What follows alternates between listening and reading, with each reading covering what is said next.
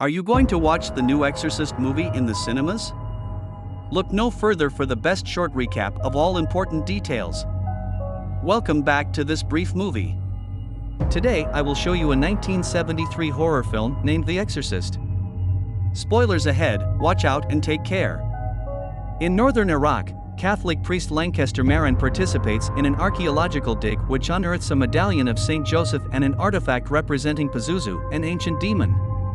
As Merrin prepares to leave Iraq, he encounters a large statue of Pazuzu. In Georgetown, actress Regan MacNeil works on a film directed by her friend Burke Dennings.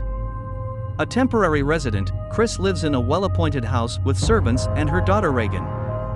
Georgetown-based priest Damian Karras visits his mother in New York.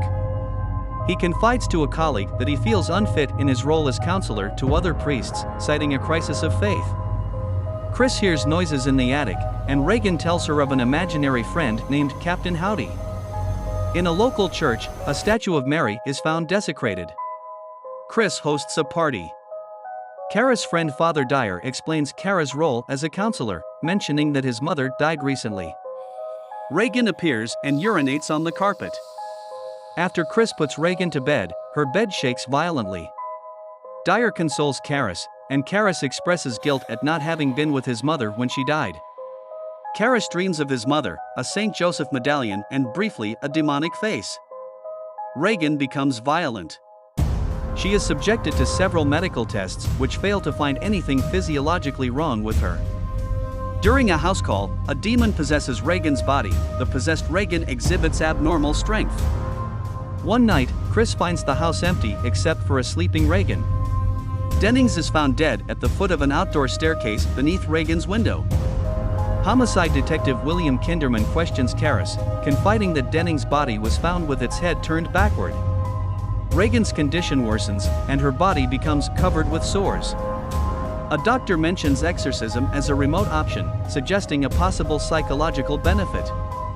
Kinderman visits Chris, explaining that the only plausible explanation for Dennings' death is that he was pushed from Regan's window.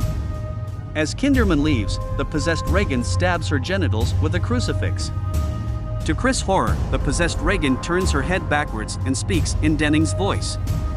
The possessed Regan is confined to her bedroom. Chris seeks out Karras, who visits Regan.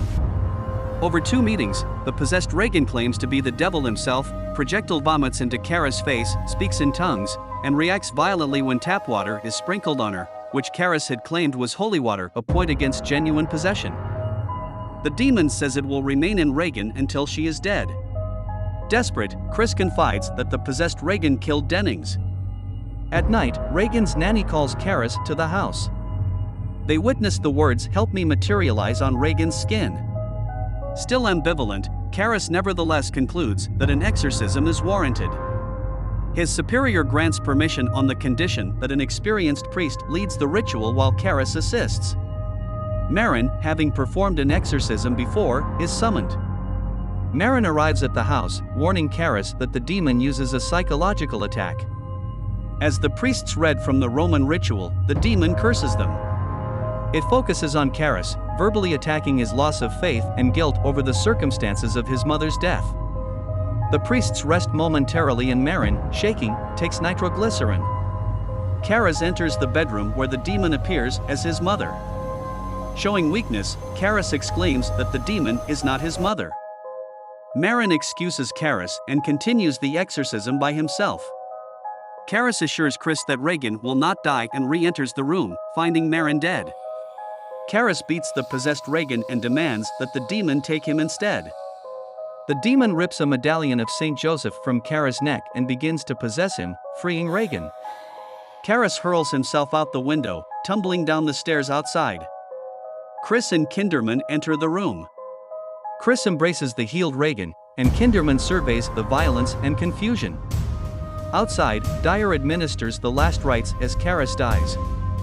The MacNeils prepare to leave, and Father Dyer says goodbye. Despite having no memory of her ordeal, Regan is moved by the sight of Dyer's clerical collar to kiss him on the cheek. As the MacNeils leave, Chris gives Dyer the medallion found in Regan's room. Make sure to subscribe and turn on notifications so you could watch more videos like this. Thanks for watching.